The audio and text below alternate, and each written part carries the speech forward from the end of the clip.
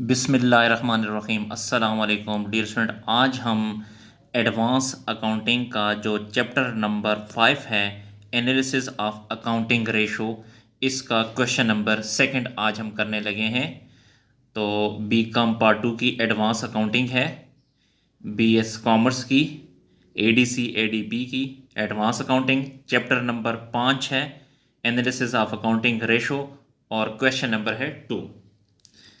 तो question number 2 में कहता है calculate the following ratios from the balance sheet given below. जी, हमने ये रेशो फाइंड करनी है और बैलेंस शीट भी हमें गिवन है। जी, तो हमने सबसे पहली रेशो फाइंड करनी है करंट रेशो, सेकंड हमने फाइंड करनी है क्विक रेशो, थर्ड हमने फाइंड करना है डेट इक्विटी रेशो, और फोर्थ हमने फाइंड करनी है प्रोप्राइटरी रेशो, और फिफ्थ में जो है फिक्स्ड एसेट्स रेशो फाइंड करेंगे। डियर स्टूडेंट, ये रेशो फाइंड करने से पहले आपको बैलेंस शीट में थोड़ी सी एक्सप्लेन कर देता हूं कि ये जो है ये एसेट साइड है और ये लाइबिलिटी साइड है। तो प्लांट एंड मशीनरी ये फिक्स्ड एसेट है, फर्नीचर एंड फिक्सचर ये भी फिक्स्ड एसेट है, स्टॉक ये करंट एसेट है, डेटर्स भी करंट एसेट है, एडवांसेस ये भी करंट एसेट है, प्रीपेड एक्सपेंसेस ये भी करंट एसेट है, कैश इन हैंड ये भी करंट एसेट है। डियर स्टूडेंट, मेरा जो फर्स्ट लेक्चर था इंट्रोडक्शन टू अकाउंटिंग रेशो, उसमें मैंने फिक्स्ड एसेट्स और करंट एसेट्स और करंट लाइबिलिटीज़ और लॉन्ग टर्म लाइबिलिटीज़ के बारे में मैंने आपको डिटेल बताई हुई है। और लाइबिलिटी साइड पे ये जो शेयर कैपिटल है और रिज़र्व एंड सरप्लस है, ये शेयर कैपिटल और रिजर्व एंड सरप्लस, और अगर एक और हो प्रॉफिट एंड लॉस हो, उन तीनों को आपने कहना है इक्विटी कहना है या शेयर होल्डर फंड कहना है। लेकिन यहाँ पे देखें ये शेयर कैपिटल और रिजर्व एंड सरप्लस है, तो यहाँ पे प्रॉफिट एंड लॉस नहीं है, तो आपने इन दोनों को इक्विटी या शेयर होल्डर फंड कहना है। मॉर्टगेज लोन ये लॉन्ग टर्म लाइबिलिटी है, यानी लॉन्ग टर्म डेट भी इसे कहते हैं। 10% डिबेंचर ये भी लॉन्ग टर्म डेट भी इसे कहते हैं, यानी लॉन्ग टर्म लाइबिलिटी है। बैंक ओवरड्राफ्ट ये शॉर्ट टर्म लाइबिलिटी यानी करंट लाइबिलिटी है। क्रेडिटर्स ये भी करंट लाइबिलिटीज है, और आउटस्टैंडिंग एक्सपेंसेस ये भी करंट लाइबिलिटी है।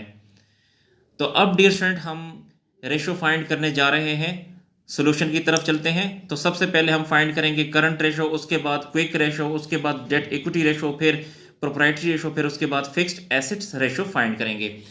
डियर स्टूडेंट, सॉल्यूशन से पहले मैं आपको एक बात बता दूं कि जब मैं क्वेश्चन को सॉल्व करूंगा तो आपने इस बुक का यानी इस सवाल को अपने सामने रखना है, बुक की तरफ भी देखना है और सॉल्यूशन की तरफ भी देखेंगे, और वीडियो को मुकम्मल देखना है ताकि कोई भी पॉइंट आपसे रह न जाए। तो सॉल्यूशन की तरफ चलते हैं। जी, तो नंबर 1 हमने फाइंड करनी है करंट रेशो। ये आपकी रिक्वायरमेंट ए है, ए रिक्वायरमेंट है, तो यहाँ पे लिखें ए।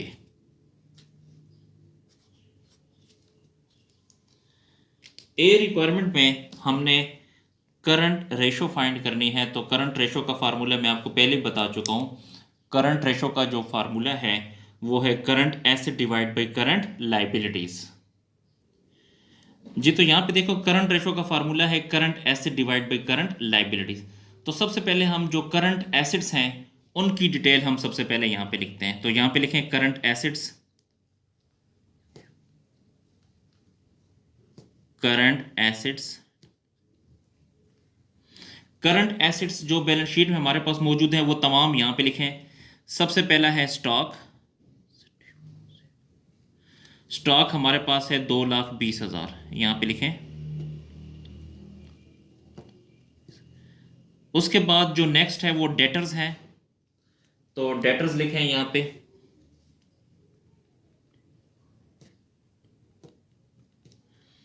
डेटर्स की जो अमाउंट है वो 1,10,000 है।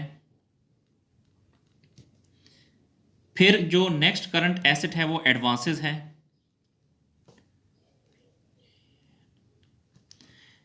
एडवांसेस की जो अमाउंट है वो है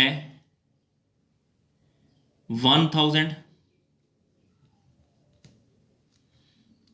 एडवांसेस के बाद जो नेक्स्ट हमारे पास है वो प्रीपेड एक्सपेंस है। प्रीपेड एक्सपेंस, प्रीपेड जो एक्सपेंस है वो 8000 है, तो यहां पे लिखें 8000।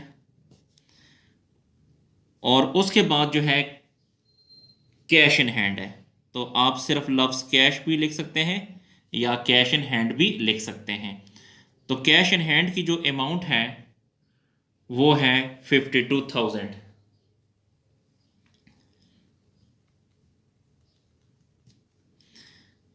अब इनको आपने प्लस करना है।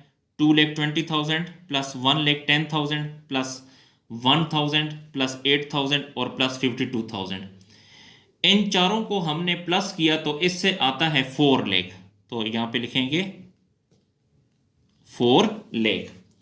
अब इसका मतलब यह है कि जो करंट एसेट्स हैं वो हैं 4 लाख के, तो करंट एसेट्स की जगह यहां पे लिखें 4 लाख।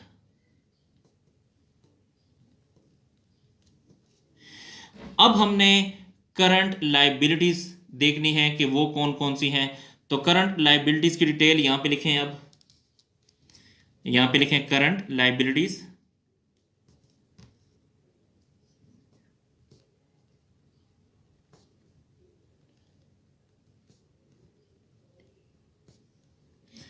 करंट लाइबिलिटीज में हमारे पास फर्स्ट है बैंक ओवरड्राफ्ट।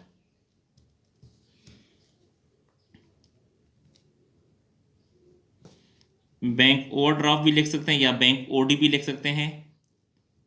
उसके बाद जो नेक्स्ट है वो क्रेडिटर्स हैं।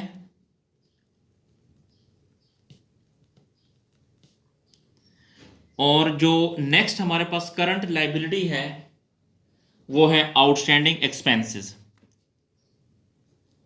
ओ एस से मुराद आउटस्टैंडिंग एक्सपेंसेस। अब इनकी अमाउंट लिखें। तो जो बैंक ओवरड्राफ्ट है ये है 1 लाख प्लस क्रेडिटर्स की अमाउंट है 80,000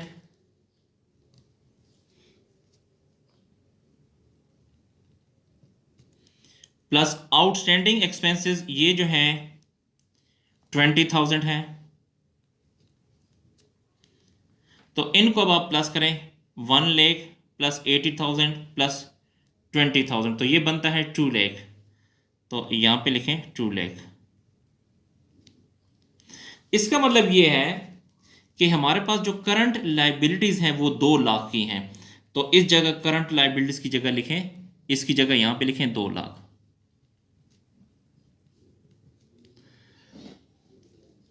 ये जो 4 सिफर हैं ये इससे कट जाएंगे। 2 1 ज़र 2, 2 2 ज़र 4। ये जो 2 है ये आपने पहले यहां लिखना है। और रेशो, ये जो नीचे वाला 1 है इसको आपने यहां लिखना है, यानी 2:1। ये इसका आंसर है। उसके बाद अब हम नेक्स्ट रेशो फाइंड करने जा रहे हैं।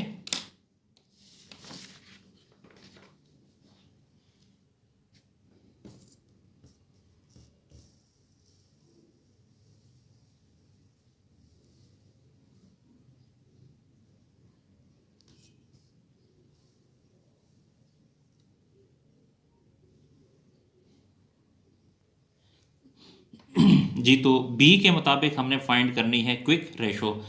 तो क्विक रेशो का फार्मूला है quick assets divide by current liabilities.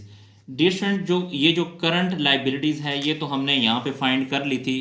तो यहाँ पे अगर आप देखें ये करंट लाइबिलिटीज हमारे पास हैं 2 लाख की। तो इस 2 लाख को उठा के करंट लाइबिलिटीज में लिखें।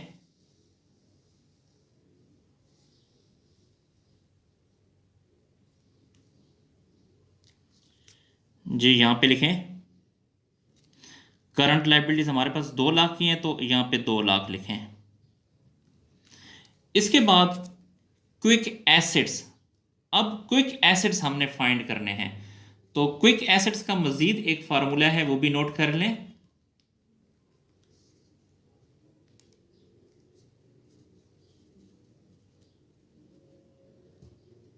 क्विक एसेट्स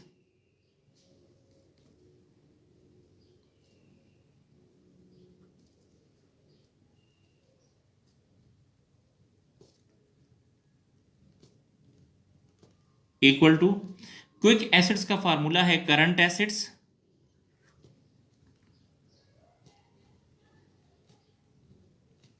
माइनस स्टॉक और माइनस प्रीपेड।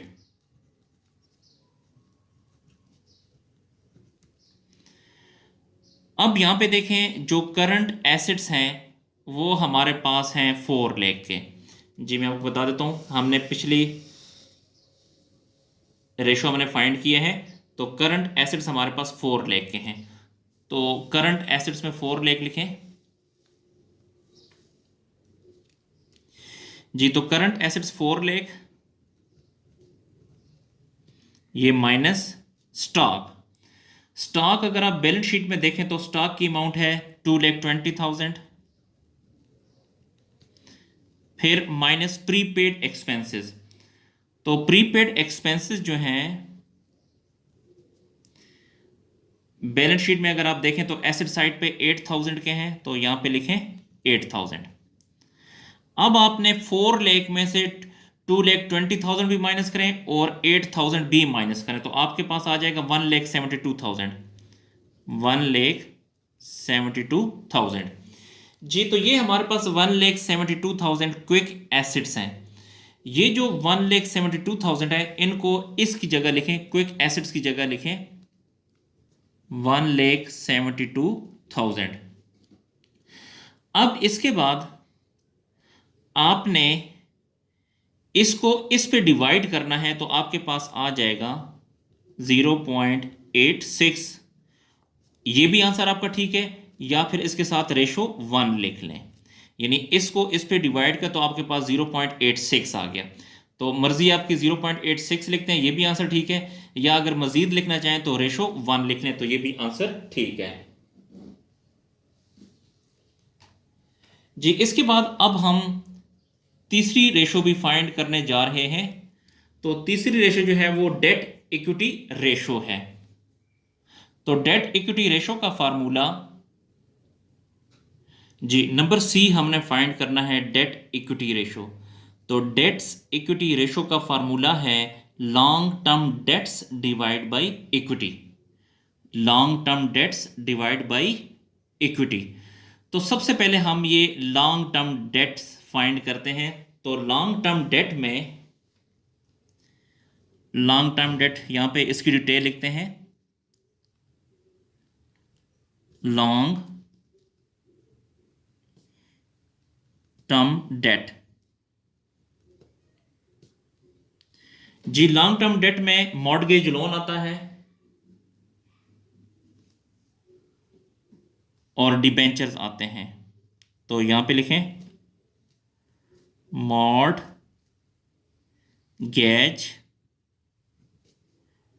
लोन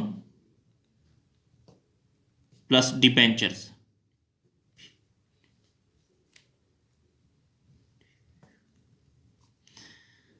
तो बैलेंस शीट की लायबिलिटी साइड पे, क्वेश्चन में बैलेंस शीट की लायबिलिटी साइड पे अगर आप देखें तो मॉर्गेज लोन जो है वो 4,40,000 है प्लस डिबेंचर्स। इसी साइड पे लायबिलिटी साइड पे अगर आप डिबेंचर देखें तो वो 1,60,000 है। तो इन दोनों को अगर आप प्लस करें 4,40,000 प्लस 1,60,000 तो ये आता है 6 लाख आ जाता है। तो यहां पे लिखें 6 लाख। इसका मतलब ये है कि जो लॉन्ग टर्म डेट्स हैं वो 6 लाख के हैं। तो आप इस तरह करेंगे, लॉन्ग टर्म डेट की जगह लिखेंगे 6 lakh.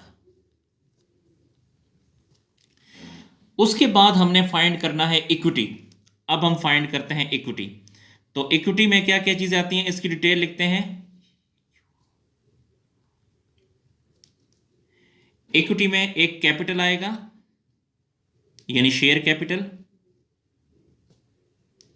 Plus reserve and surpluses आएंगे,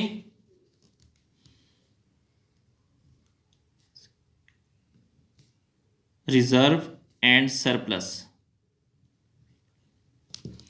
अगर प्रॉफिट एंड लॉस होता तो वो भी हम यहां लिखते हैं, लेकिन क्वेश्चन में चूंकि प्रॉफिट एंड लॉस नहीं है इसलिए हम यहां पे प्रॉफिट एंड लॉस नहीं लिखेंगे। जी, तो इक्विटी में आएगा कैपिटल और रिजर्व एंड सरप्लसेस। तो कैपिटल की अमाउंट अगर आप बैलेंस शीट के साइड पे लाइबिलिटी में देखें, बैलेंस शीट में लाइबिलिटी साइड पे अगर आप देखें तो कैपिटल है 5 लाख, इसकी जगह लिखें 5 lakh, plus reserve and surpluses. Reserve and surpluses जो है ये भी बैलेंस शीट की लाइबिलिटी साइड पे अगर आप देखें तो वो 1 लाख है। तो 5 लाख जमा 1 लाख 6 लाख आएगा। तो इक्विटी हमारे पास कितना आया 6 लाख। तो इस इक्विटी की जगह आप लिखें 6 लाख।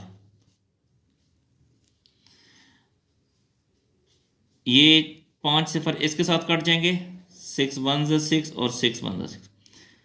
तो ये जो ऊपर वाला है ये 1 यहां पर आ जाएगा, और रेशो ये जो नीचे वाला 1 है ये यहां पर आ जाएगा। इसका आंसर है 1:1। जी, उसके बाद जो नेक्स्ट हम रेशो फाइंड करने जा रहे हैं वो है प्रोप्राइटरी रेशो।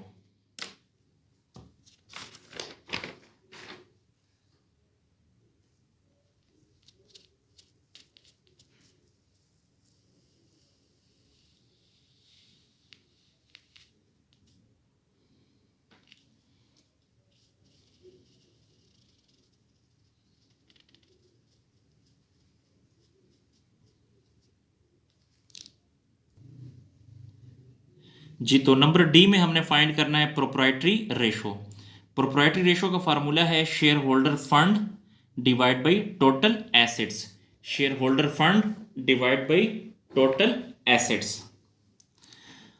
तो अब यहाँ पे ये जो शेयर होल्डर फंड है, याद रखें बच्चों कि शेयर होल्डर फंड और इक्विटी इसका एक ही मतलब होता है। तो ये जो शेयर होल्डर फंड है इसकी डिटेल पहले हम यहाँ पे लिखते हैं।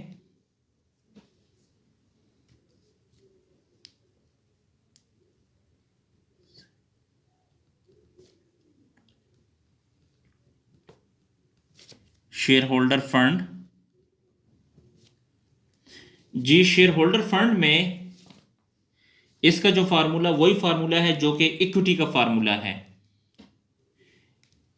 तो इस क्वेश्चन में कैपिटल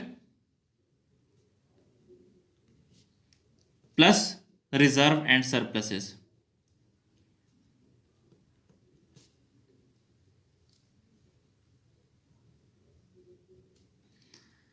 बैलेंस शीट की लायबिलिटी साइड पे अगर आप देखें तो जो कैपिटल है वो 6 लाख है, सॉरी जो कैपिटल है वो 5 लाख है,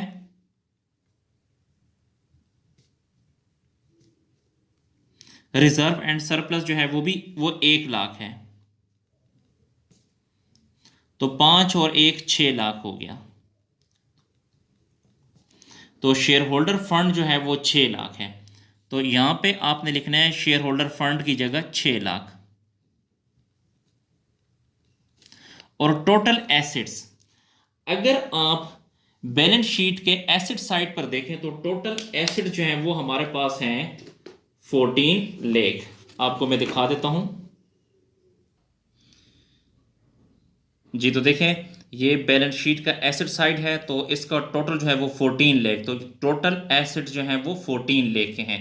तो आपने एसेट्स में लिखना है 14 लाख। जी, तो ये टोटल एसेट्स में लिखेंगे 14 लाख।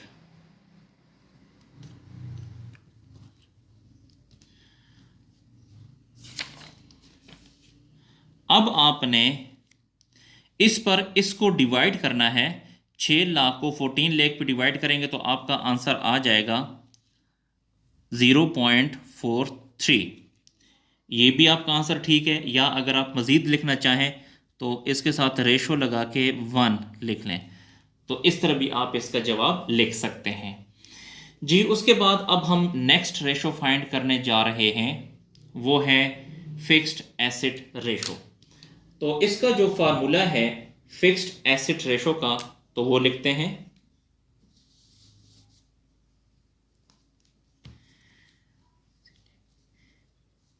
ई में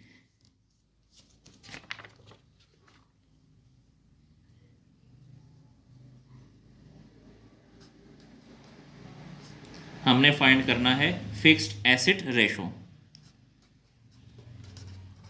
फिक्स्ड एसिड्स रेशो।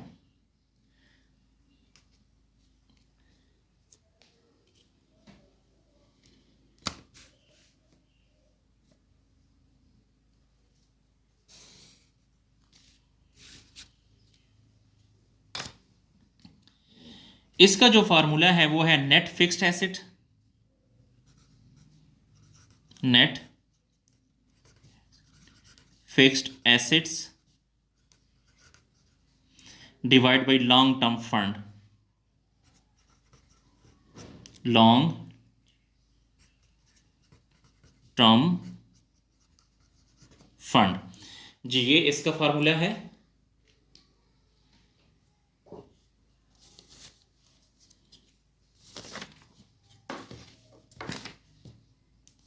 इसको सॉल्व करते हैं।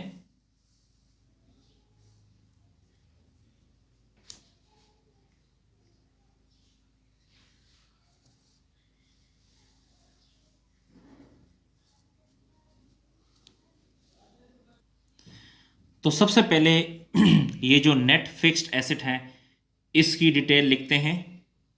तो यहां पे लिखें नेट फिक्स्ड एसिड्स। हमारे पास जो क्वेश्चन में मौजूद है बुक में अगर आप देखें तो एक हमारे पास है प्लांट एंड मशीनरी और दूसरा है फर्नीचर एंड फिक्सचर। एक है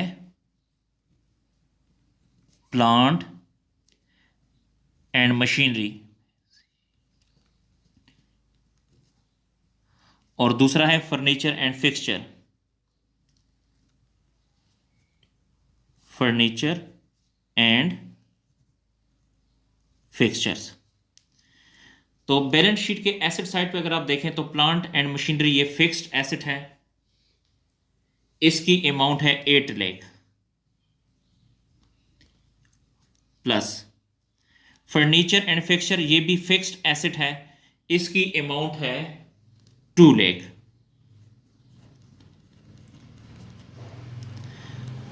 एट लाख प्लस 2 लाख ये आता है 10 लाख।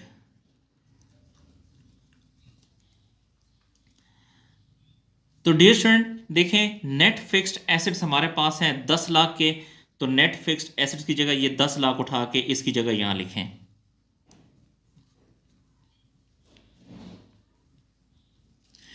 उसके बाद अब हमने लॉन्ग टर्म फंड फाइंड करना है, तो लॉन्ग टर्म फंड की डिटेल आप यहां लिखें, long term fund.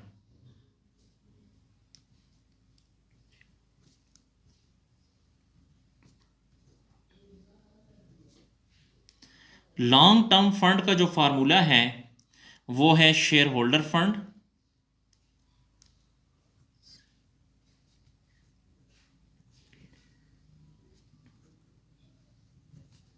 Plus long term debt,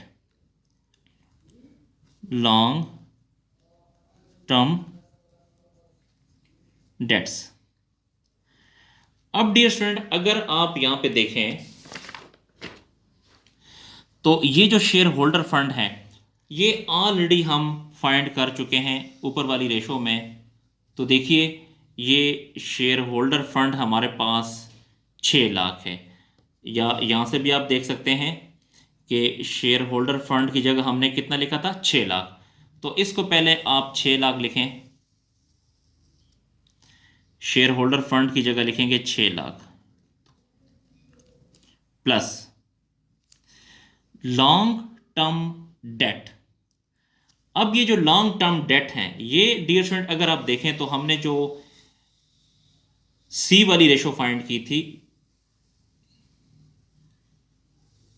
ये वाली,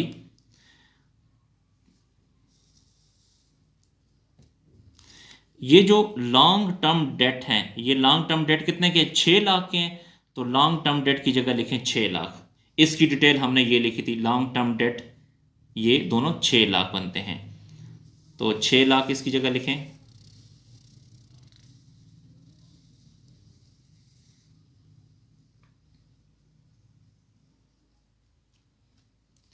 लॉन्ग टर्म डेट की जगह लिखें 6 लाख। उसके बाद 6 लाख प्लस 6 लाख ये बनता है 12 लाख। ये जो 12 लाख है इसको उठा के देखें, ये लॉन्ग टर्म डेट बन गए 12 लाख के। इस 12 लाख को उठा के लॉन्ग टर्म फंड की जगह यहां पे आप लिखें, तो लॉन्ग टर्म फंड कितना है 12 लाख है। इस 12 लाख को उठा के इसकी जगह यहां लिखें 12 लाख। अब आपने 10 लाख को 12 लाख पे डिवाइड करेंगे तो आपका आंसर आ जाएगा 0.83। 0.83। जी डियर स्टूडेंट, कैलकुलेशन बहुत ही ध्यान से करनी है अपने। तो 10 लाख को 12 लाख पे डिवाइड करें तो 0.83 आएगा। ये भी आंसर आपका दुरुस्त है, या फिर अगर आप मजीद लिखना चाहें तो इसके साथ रेशो लगा के अपने से 1 लिखें, तो ये भी आंसर जो है ये दुरुस्त है। तो दोनों आंसर दुरुस्त हैं, आपकी मर्जी जैसे आप इसे लिखना चाहें। डियर स्टूडेंट, अगर आपको मेरी वीडियो पसंद आ रही हैं तो इन वीडियोस को अपने दोस्तों के साथ और स्पेशली अपने क्लास फेलो के साथ शेयर करें ताकि वो भी इससे फ़ायदा हासिल कर सकें। इसके अलावा अगर आपको किसी पॉइंट की कहीं पे समझ नहीं आ रही तो आप कमेंट सेक्शन में जाकर मुझसे पूछ सकते हैं। शुक्रिया, अल्लाह हाफिज़।